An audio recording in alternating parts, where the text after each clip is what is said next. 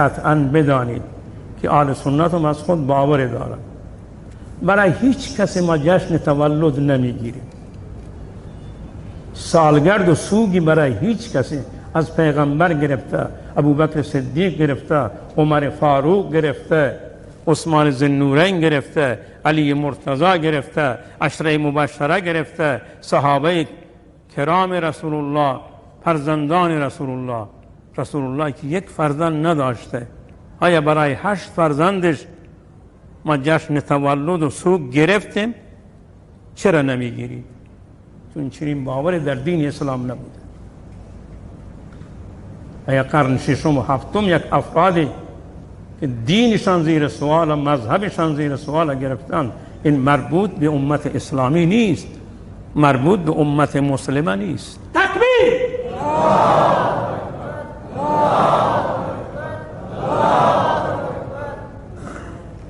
اگر عزیزان ما از محرم و سفر عزاداری دارند، اهل سنت عزاداری ندارد. اگر عزاداری میکردیم، برای پیغمبر ما عزاداری نداریم، برای ابوبکر نداریم، برای عمر نداریم، برای عثمان نداریم، برای علی مرتضی نداریم، برای عشره مبشره و حسنین و غیره چنین عزاداری نیست، ما نداریم. پیغمبر تعلیمش تا 3 روزه، اگرچه جعفر طیار بوده، اگرچه عبدالله ابن رواحه بوده، اگرچه زید ابن حارثه بوده، تا 3 روز پیغمبر برای اونا عزا گرفته. بعد از 3 روز پیغمبر عزا را ممنوع کرده و جایز نیست. اما 3 روز ابتدایی ما چنین چیزی را نداریم، از چیزی که باور برادران ماست. اونا به دیگران این را تحمیل نکنن. ولی اون کسی که میاد کار را انجام میدهد، یا نادان به مذهب خودش، به عقیده خودش است، یا اینکه رو در واسطه گیر کرده مسائل وظایف‌های دارد، این را نباید صدا و سیما پخش بکند، نباید بگوید که اینقدر آل سنت آمدن در فلان جا پیاده روی 40 رفتن. ما 40 نداریم، برای هیچ کسی چنین مسائل ما نداریم. تکبیر! الله اکبر، الله اکبر، الله اکبر. اونایی که این کار میکنن، گفتم یا نادانن، علنی من میگویم، از باور خود خبر ندارم، تکبیر! عقیده خود رو نمیدانم. یک چیزی دارن ما نمیدانیم. اونا نگوید که بله همه ارادتمند، ما همه فدای حسینیم، تکبیر! فدای حسنیم، فدای آل بیت رسول الله هستیم. ما چیزی که ما بدعت میدانیم، با اون نمیتوانیم خود را به حسن و حسین و پیغمبر نزدیک میکنیم، با اون نمیشود. اگر حسین را دوست داریم، اخلاق حسین را در وجود خود بیاریم. ما اگر حضرت حسین را دوست داریم، اعمال حضرت حسین را در وجود خود بیاریم، که نمازش ظهر عاشورا قضا نشد، ما اینا را در وجود خود بیاریم. مثلا با این مسائل ما نمیتوانیم به حضرت حسن برسیم، به حضرت حسین برسیم، به آل بیت رسول الله برسیم. اونا را علنی نکنید. در کسی ما عقیده کسی را از قلوب کسی خبر نداریم، هر کسی عقیده شخصی دارد باشه، علنی نکنید که اون کسانی که این کار کردن دوست آل بیتن، که نکردن دشمن آل بیتن. آیا آل سنت دشمن آل بیتن؟ در حالی که مثلا برای حضرت عایشه جشن تولد ما گرفتیم، روز وفات گرفتیم، در حالی که عایشه ام المؤمنینه، همسران پیغمبر ام المؤمنینه. برای چه روز را ما تعطیل کردیم؟ چه روز را عزا گرفتیم؟ چه روز را جشن گرفتیم؟ چنین باور در مذهب اهل سنت و الجماعت نیست. تکبیر! الله اکبر، الله اکبر، الله اکبر. و کسانی که اگر این کار میکنند دیگه نگوین که ما دوست آل بیت هستیم. نه والله اونا دوست آل بیت نیستند. چون آل بیت این مسائل را نداشتند.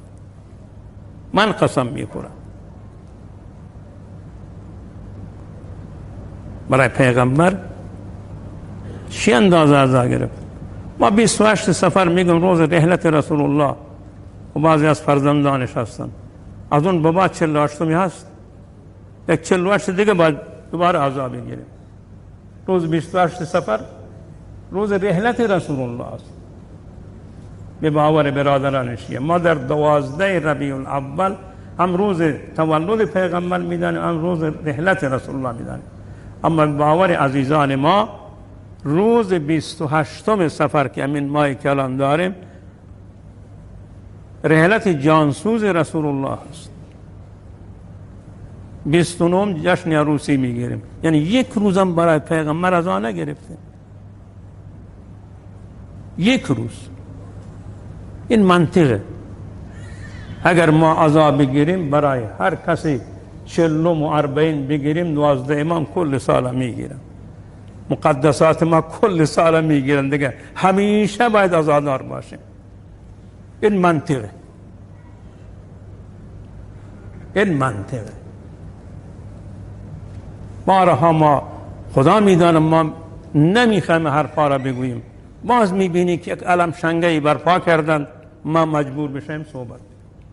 از خدا بترسید. اگر عالم هستید، اگر سنی واقعی هستید، تراویح شما را عزیزان ما حرام میدانند، شما این کارهایی که باور اونا هستند اون جایز ندانید. تکبیر! الله اکبر! الله اکبر! الله اکبر! و بیشتر دیگه اوقات ما را مکدر نکنید، زبان ما را باز نکنید. ما میخوایم با هم دیگران، عزیزان ما هر باوری دارند، هر نوع عزایی میگیرند. ما که عزای اونا را به تمسخر گرفتیم یا زیر سوال برده؟ نه، باوری عزیزان است. ما مسائلی که خصوصی هست اون عمومی نکن. خصوصی یک مذهب است، به همه مذاهب اون را نچسباند، به همه مذاهب وابستهش نکن. باور یک گروهی، یک گروه خاص از عزیزان ما که عزیزان شیعه ما باشند دیگه اون عمومی نکنند و همه را نگویند هر کس این کار نداشت اون دشمن آل بیت، با آل بیت محبت ندارد. من بارها میگویم ما به جای خود که محبت با آل بیت داشته باشیم، نام ما، نامگذاری ما بیانگری محبت آل بیت، اسم خود من محمد حسین. تکبیر!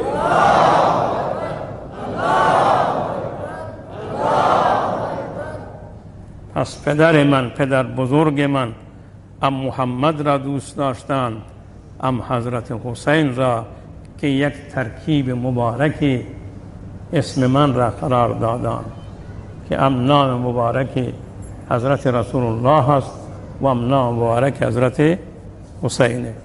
مگه میشود که ما اسم ما محمد حسین باشد، رسول الله را آل بیتش دوست داشته نباشیم؟ یک اینجا این چیزی هست که هیچ عقل قبول نمی کند. و آخر دعوانا الحمد لله رب العالمین و صلی الله تعالی